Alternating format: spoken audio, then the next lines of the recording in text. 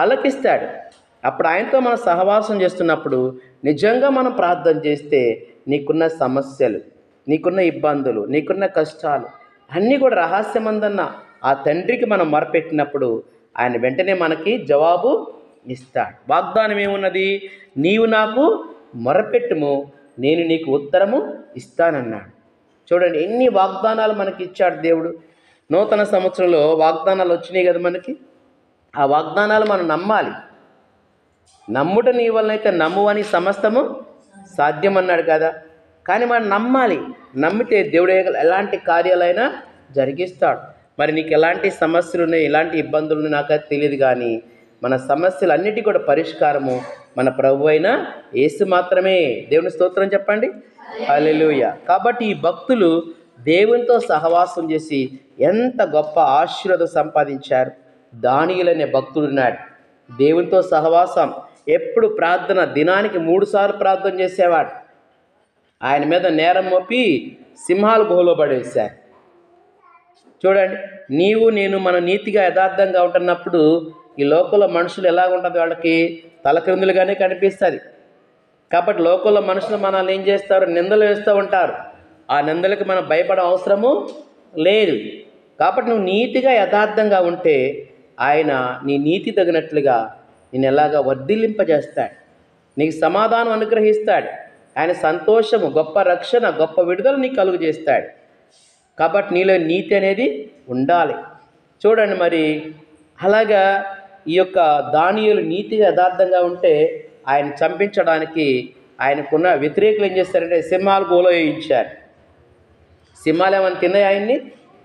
సింహాలు ఏమీ తినలేదు.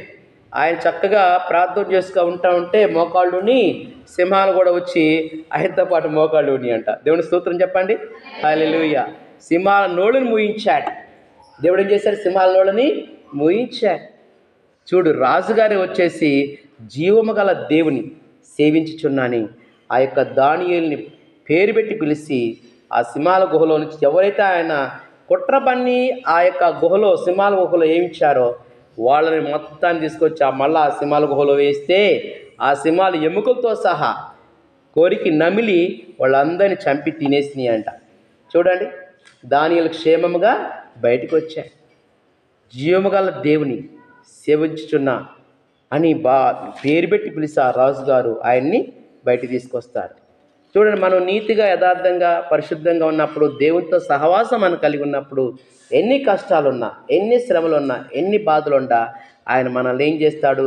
నేనున్నాను అంటాడు. దేవుని స్తోత్రం చెప్పండి, హల్లెలూయా. నేనున్నాను నా బిడ్డ, నా కుమారుడా, నా కుమార్తె, నేను నీకు తోడుగా ఉన్నాను, నీవు భయపడే అవసరము లేదు, నిన్ను విడువను ఎడబాయను, తల్లైనా తండ్రైనా మరచునేమో కానీ నేను నిన్ను మరువనన్నాడు కదా. కాబట్టి ఆ వాగ్దానాలు మనం నమ్ముతున్నామా? చివరిగా పౌలు గారు ఏమంటాడంటే, పౌలు గారికి ఎంత సహవాసం, దేవునితో సహవాసం కలిగి ఉన్నాడు. ఆయన ఏమన్నాడంటే, నా మట్టుకైతే బ్రతుకొట క్రీస్తే, చావైతే నాకు లాభం అన్నాడు.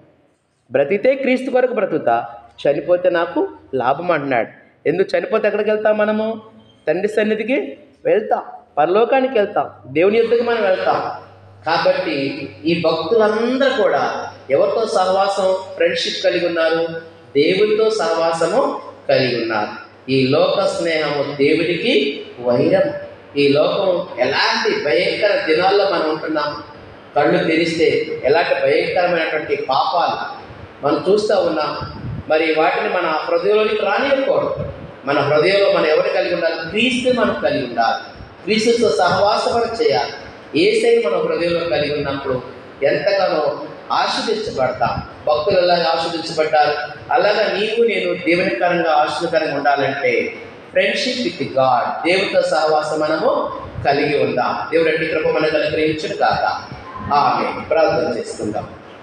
పరిశుద్ధుల తండ్రి, ప్రేమగల మా ప్రభువా, మీ పరిశుద్ధమైన నామమునకు స్తుతులు స్తోత్రాలు చెల్లించుకొంచున్నాం.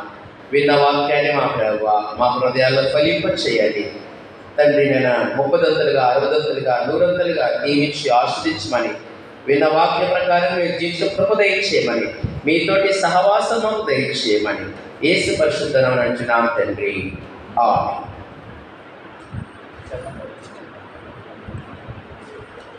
పాట పాడుకుందాం.